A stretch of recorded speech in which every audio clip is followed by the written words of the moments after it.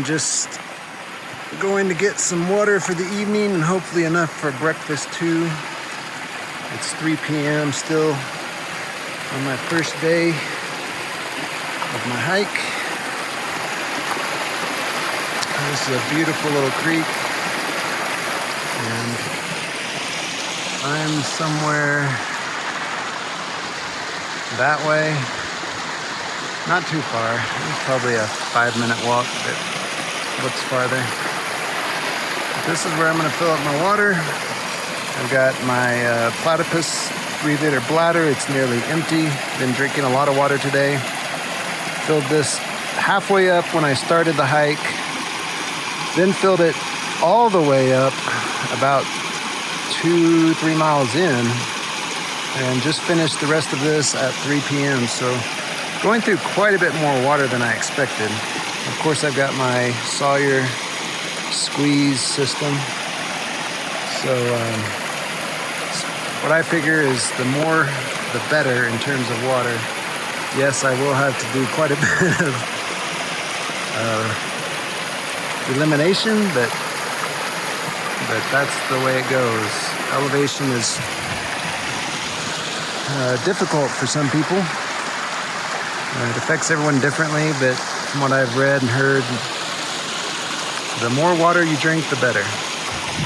Just don't want to have to get up in the middle of the night. That's my thing I hate the most, other than being cold, is getting up in the middle of the night and having to leave my tent and go do whatever I have to do. Number one, number two. It's hard to appreciate this view if you're not standing here with me, but it is magnificent. Like, it reaches all the way to the sky in every direction. And you got this beautiful creek right here.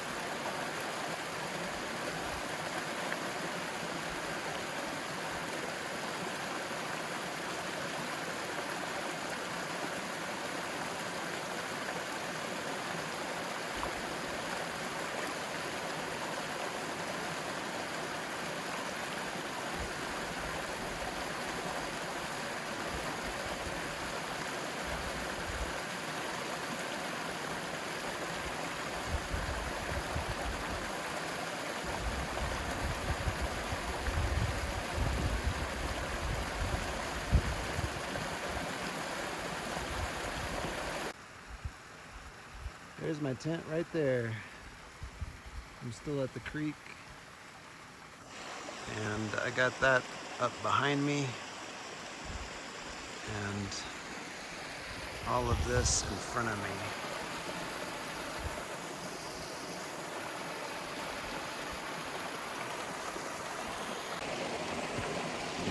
So I did not neglect to carry this with me. I bought this at Ute Mountaineer. The staff at Ute Mountaineer was very hospitable. I called them a few weeks before my trip and asked them if they could reserve some camp fuel, some MSR super fuel, and this bear spray. And they were very nice about it. They said, sure. Well, I called, I guess, early this week. Today's Saturday. I called like on Monday, and they told me, I said, so you still have that bear spray and fuel, right? And they said, I don't know. I don't see it anywhere, but we can reserve some for you. So that was a little frightening, but I said, yes, please reserve some for me. I'll be there Friday. And so I headed up there as soon as I got into town, went by their store, and yes, they had it waiting there for me, and they said, you're really lucky because we had sold out. And we sell out as soon as we get them in. So planning and preparation always pay off. And yes, since I'm leaving my tent, going out, venturing a little bit, checking out the scenery this afternoon, getting some water, always have my bear spray on me. And you'll notice that I was looking around quite a bit. You can't hear anything when you're near this creek, so anything could walk up behind you and surprise you, and you don't want that. So you need to keep your head on a swivel. Always be looking out for what's behind you, especially when you don't hear what's behind you. Well, this is my water filling segment. I won't bore you with any more of these, but you can see it was pretty easy. The key to filling up your Sawyer water filtration system is to get your bladder in an area where water falls into it, because if you just stick it into a pool of water, you're gonna have a really hard time filling it up. Gravity works miracles in terms of filling up your bladder. So just keep that in mind. Everyone says it, but I'll say it again. You do not want to drink any water anywhere outside of a public water system. Do not drink the creek water, river water, no matter how pretty and beautiful it looks. These Sawyer water filtration filters are amazing. They will catch everything that needs to be caught, and they've got a very good long-term reputation. So it's my recommendation to buy those. They have several different versions, so you pick the one that works for you, but you can see there that I was using this one, which has a little cap on the top if you want it, and it has a little bit more flow than the mini. It works for me.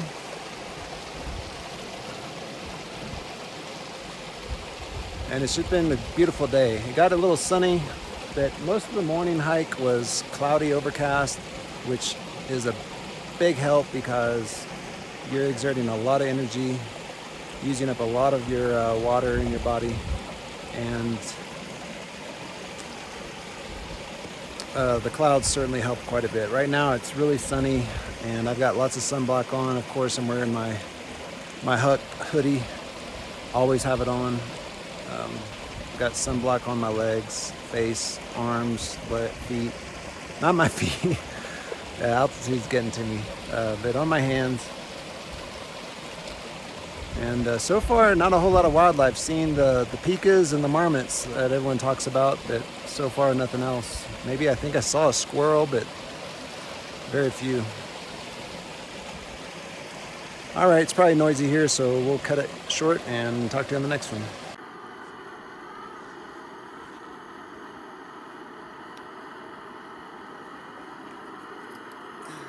Making dinner. It's a little after 5. The sun has gone over the mountaintop. It's just a perfect scene right here. I've already got my noodles in my pot.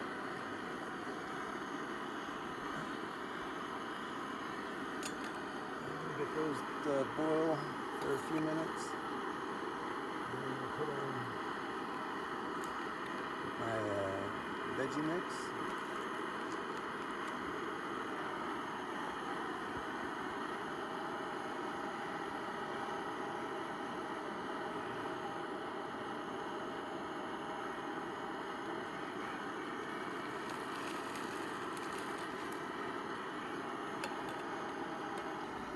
And then I've got some spices and peanuts and some dehydrated chicken and turkey and a little bit of peanut powder and some spice. Chili powder, garlic powder, salt, coriander, ginger, and lime.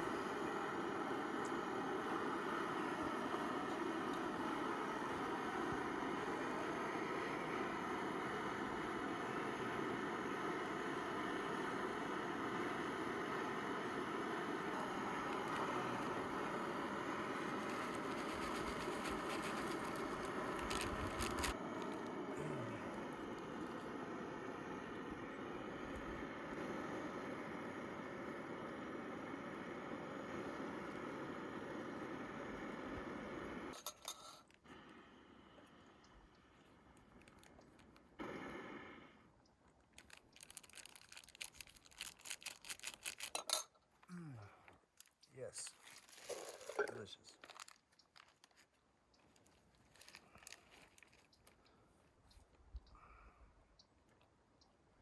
Now for the last trick is to get this off the burner and into my mouth without spilling any of it. That's the most difficult part, I would say. But let's have you take a look at the product. This is why my pack was so freaking heavy. Lots of homemade stew. Asian noodles with very hearty ingredients. Broccoli, beans, carrots, chicken, turkey, peanut butter, peanuts. And that view.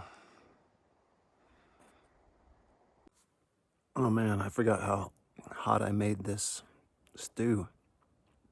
I forgot that I put jalapenos in it, and there's onions and mushrooms, and there's even cilantro. Oh my goodness. It's so spicy, but I love spicy food.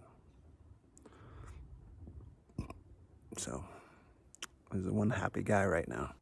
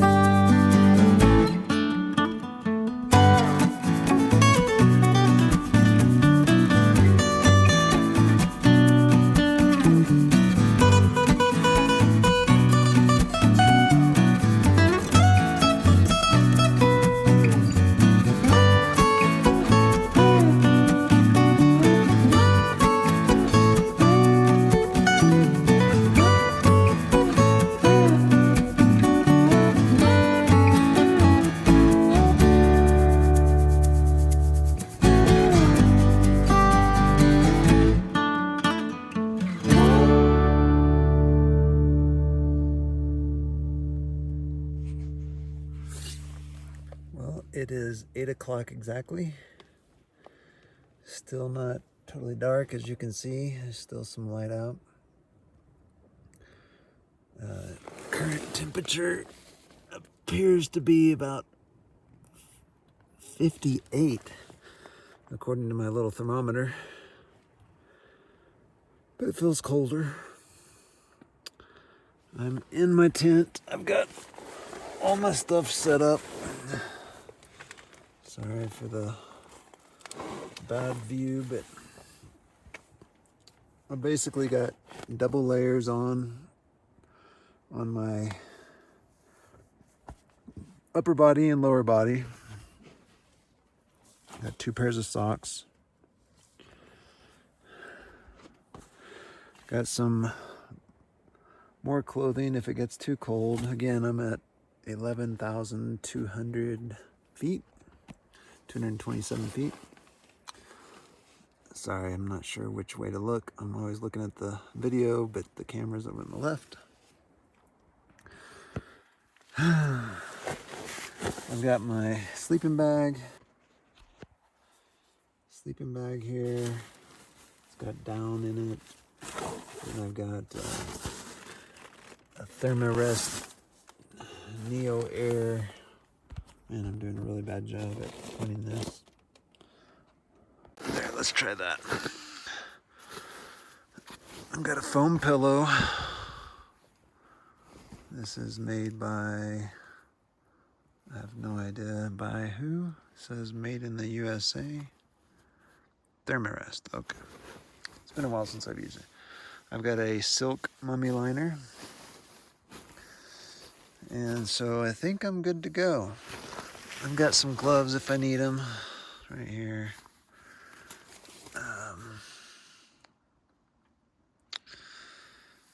If I need to get out in the middle of the night to do anything, I've got my Crocs ready to go. First aid kit, just general stuff around here. Got a platypus for water. Get thirsty during the night. And obviously, for me, camping is always a long night. I do not sleep well outside of my bed, and for that matter, I don't even sleep that well in my bed. Just sore muscles, sore joints. But so it is.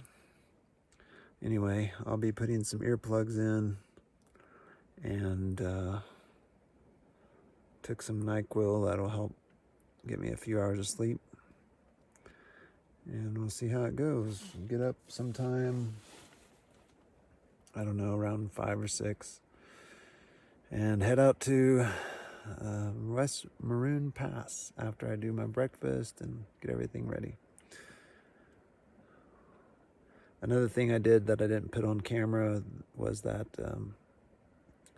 I had the foresight to bring a wash rag, and so from some of the water that I brought up from the creek, I used that, got that rag wet, and rinsed myself off, so I feel nice and clean. And had a few animals that I got to see before I got into the tent. Saw some deer and some pika. And that's about it for the night. And we'll see how it goes in the morning.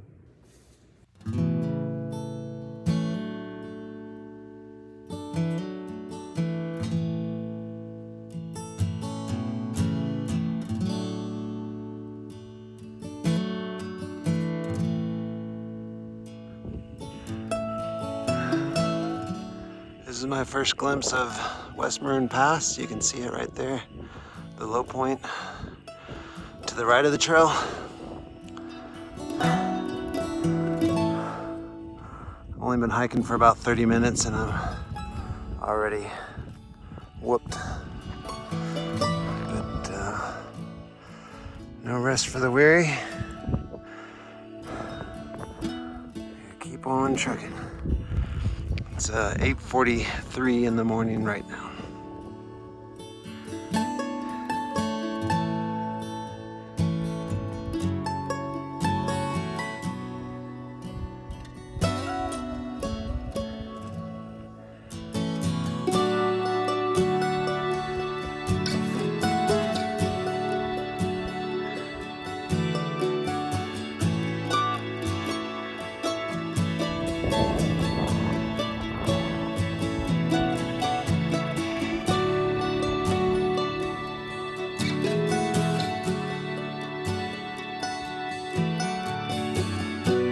Past the last switchback is pretty much a straight line up at this point. You can see people right between the rocks up there.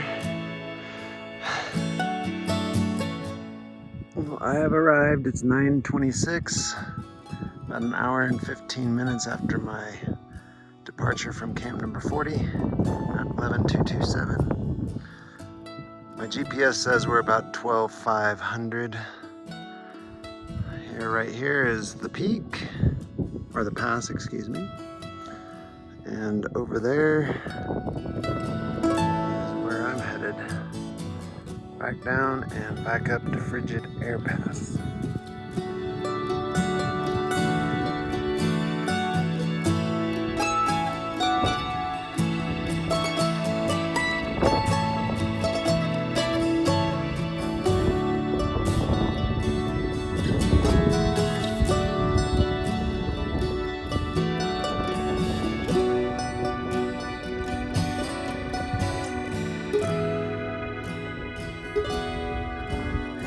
Everywhere.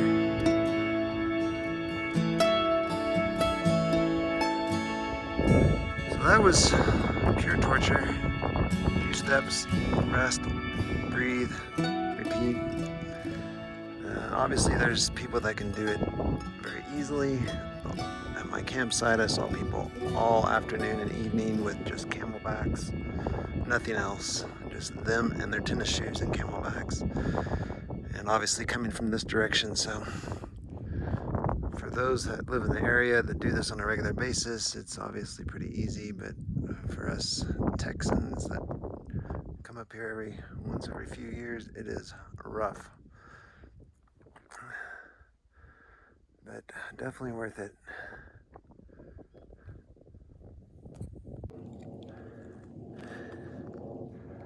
I think I'm getting down near the bottom of this basin. I'm not exactly sure where the pass is. I think it might be in that little bowl right there. But the trail will lead me.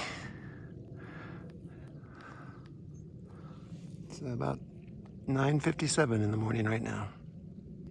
Beautiful scene.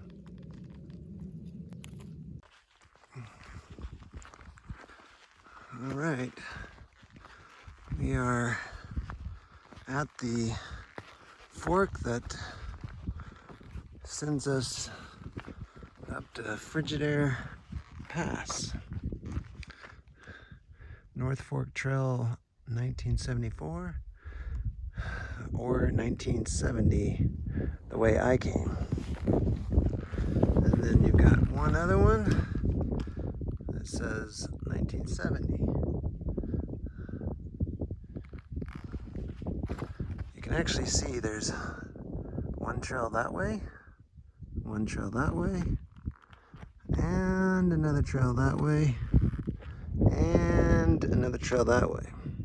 The only thing missing is a stop sign.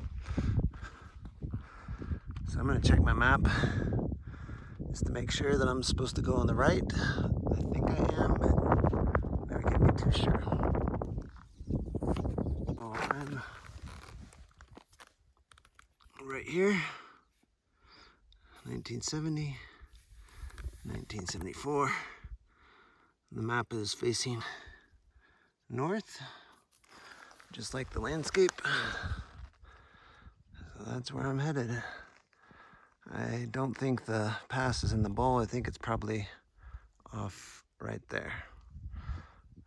We'll see. It's always nice to see perspective in video. There's some people walking in the center of the screen. I'll back up to normal zoom. Hopefully you can still see them.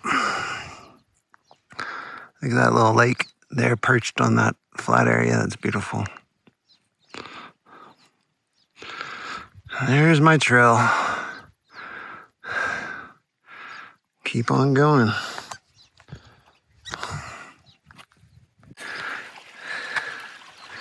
So I've seen about 4 of these little brooks in this section of the trail.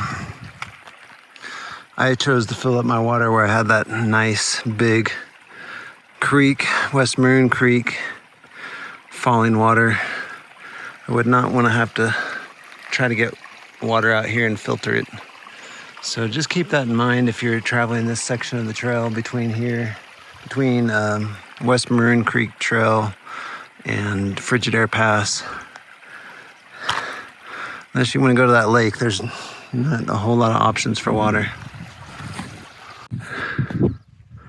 There's just so many good views. It's hard not to stop and just look. Although I want to get to my next destination, I gotta remind myself that I'm here for the journey. I mentioned this earlier, but you just saw a guy running past me. There's a lot of those out here. And then there's a lot of me, a lot of people with some big backpacks and just doing their thing. What a view. I don't know if you can see the people in the middle of the screen.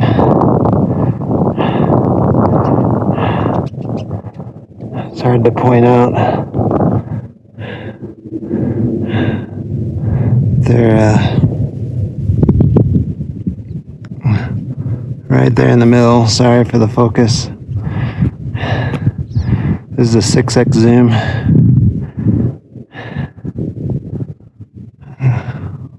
That's a 2x zoom.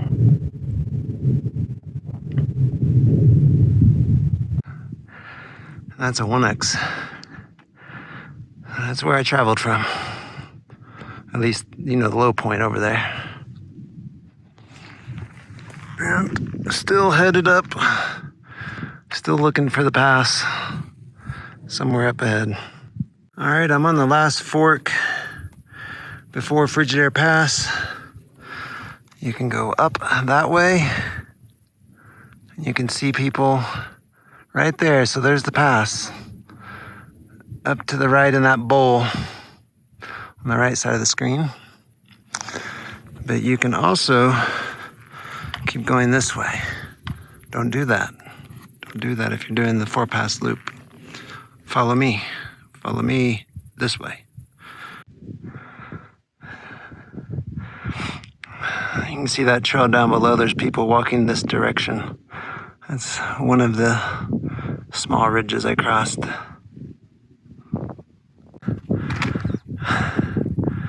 All right, Frigidaire Pass, coming from West Maroon Pass, is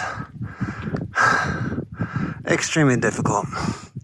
You're not gonna be able to get the perspective here, but there are no steps. It's just a slick, dusty trail. Looks like a slide more than a trail. There's nowhere to get a flat footing.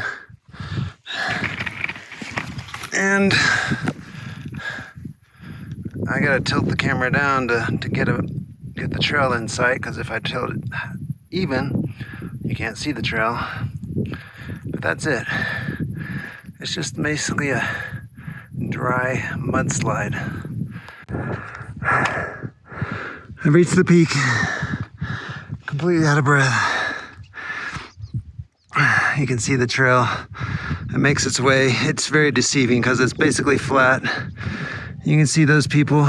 Remember the fork I told you about? It goes up over that ridge. Well, coming up this is just, it's total pain, especially on your Achilles. But that pass is checked. Now, according to this, I'm not all the way at the top to see the other side, so I'll do that for you next. Just getting you a view of this side since you can't see both at the same time. Let's make our way up to the top.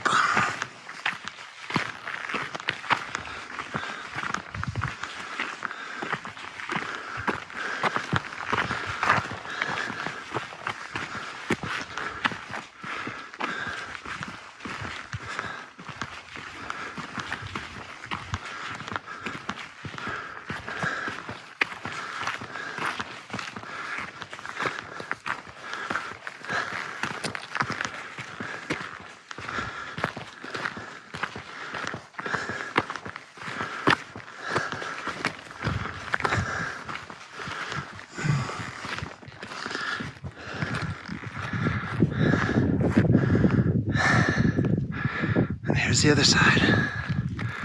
I believe this is called Frivet Basin.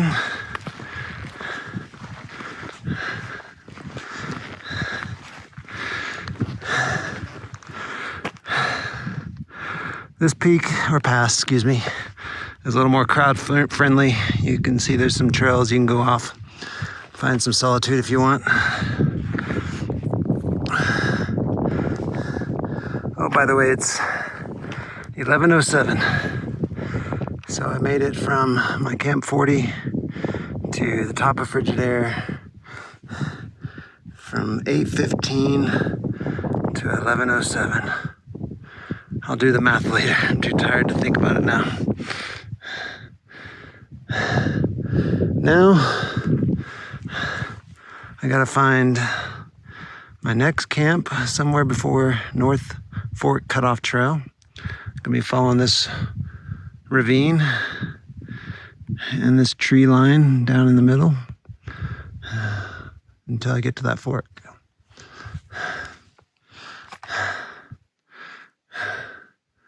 I almost feel like right now is a good time for a break, but there's no shade. And it's pretty close to blue skies. It's hazy, which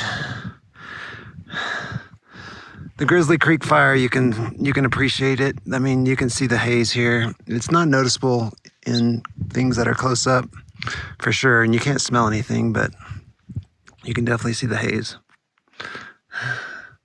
But again, no issue for sensitivity for me anyway. Can't smell it, can't even notice it except for the sight. All right, well, I assume this way down is as bad as the other way up, so I guess I'll get started. Maybe I'll find a nice tree with a rock somewhere to eat lunch at about noon, which is about 50 minutes from now. Until then, we can see the switchbacks going down here. Gives you an idea of how steep this section is. I can see, and I'm not even looking at all of them because there's some that go this way. I can count 1, 2, 3, 4, 5, 6 until you get to that rock outcropping right there. Luckily, I'm going down and not up. No more passes today.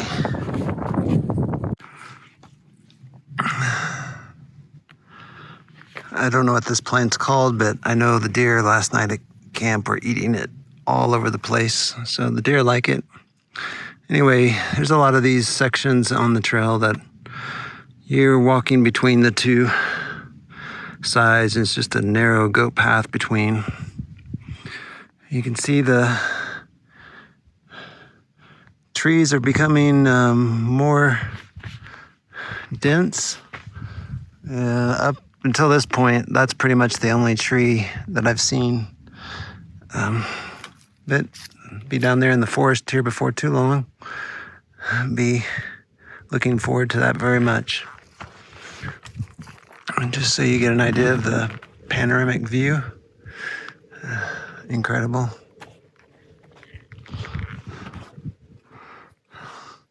It's 11:52 in the morning. I'm getting really close to the tree line. I'll tell you right now,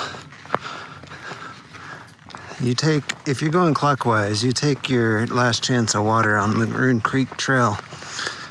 Because between Maroon Creek and Maroon Pass and Frigidaire Pass and this tree line, there is very little water. And I would almost say no water. Unless you're willing to slurp out of a nickel-sized puddle. Got some fresh tracks. Moving back into wildlife country. Hopefully we'll see some more deer. Elk and moose are a luxury viewing, but at the same time, more aggressive. And you want to see them before they see you. And certainly don't want to see any bear. But you can't even tell where I came from at this point, but here is the tree line. And continue to make my way towards North Fork Trail and look for a nice campsite. Well, this is interesting. These are some fallen trees from an avalanche from some time in the past. You can see they're kind of strewn this way. Looks like the snow finally gave up right here in this little ravine.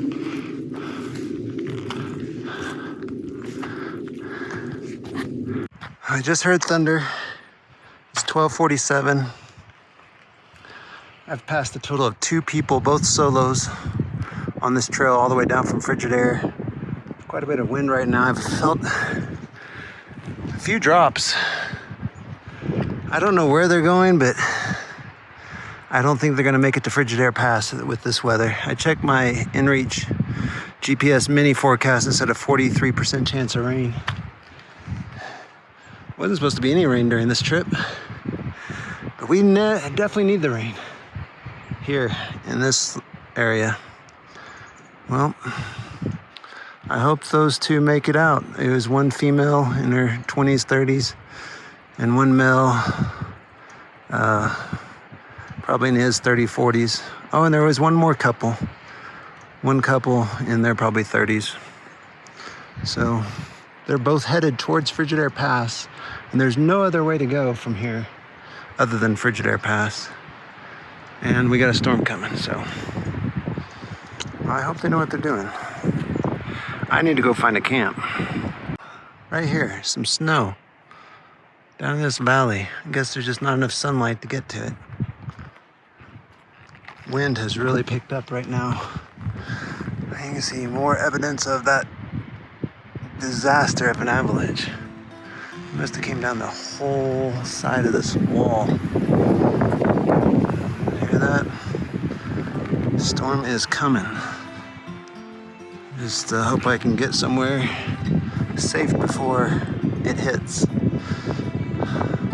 Problem is I need to be near water. How am I going to find a camp near water? A campsite without water is not a camp. It's just a place of temporary waiting. Finally, some real water. That is a gushing waterfall. But I haven't seen a campsite that's very close. Just crossed this, which is very interesting. The remains of whatever avalanche came down here. Had to go down in this old dirty part rather than crossing up higher, which looks more treacherous. But a campsite anywhere around here would probably be pretty good, and I'm probably not more than a mile from the cutoff trail.